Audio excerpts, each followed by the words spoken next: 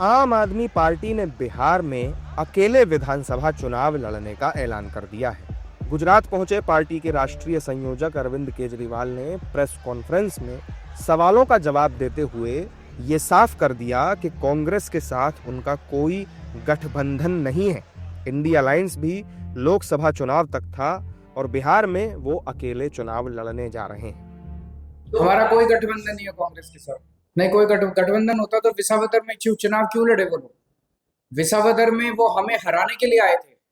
BJP ने कांग्रेस को भेजा था, इनको हराओ, इनके वोट काटो। कांग्रेस ने ढंग से काम नहीं किया, खूब डांट पड़ी बीजेपी की। उसके बाद उनको, कांग्रेस वालों को, तुम ठीक से काम नहीं करते हो। वो इंडिया अलायंस लोकसभा का था, अब हमारी तरफ से कोई नहीं है। आम आदमी पार्टी चुनाव लड़ रही है। अरविंद केजरीवाल की इस घोषणा के बाद बीजेपी ने उन्हें एक फिनिश्ड नेता बता दिया, तो वहीं जेडीयू ने कहा कि इससे महागठबंधन के भीतर दरार दिखने लगी है। दिल्ली में चुनाव पूरी तरह अरविंद केजरीवाल हार चुके हैं और अरविंद केजरीवाल जी अब राजनीति से फिनिश हो चुके हैं। उनके कोई सिद्धांत चलने नहीं है। बिहार में एनडीए और महागठबंधन की लड़ाई है।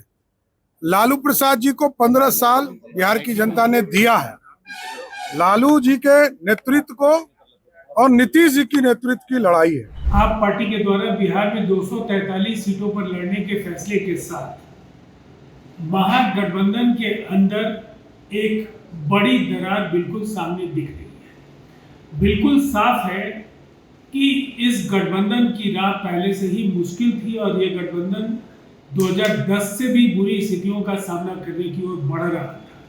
अब वहां आप पार्टी ने बिल्कुल साफ कर दिया है कि इंडिया गठबंधन लोकसभा चुनाव के लिए बना था और वो विधानसभा चुनाव हर जगह स्वतंत्र है अलग से लड़ने के।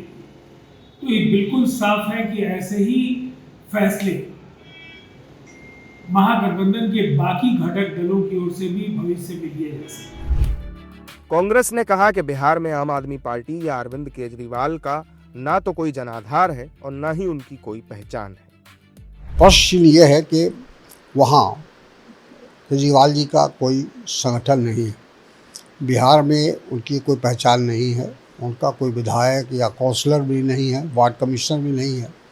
वैसी स्थिति में अगर वो जाकर चुनाव लड़ रहे हैं तो यकीनन मेरी समझ से बाहर है कि आखिर वो चाहते क्या है।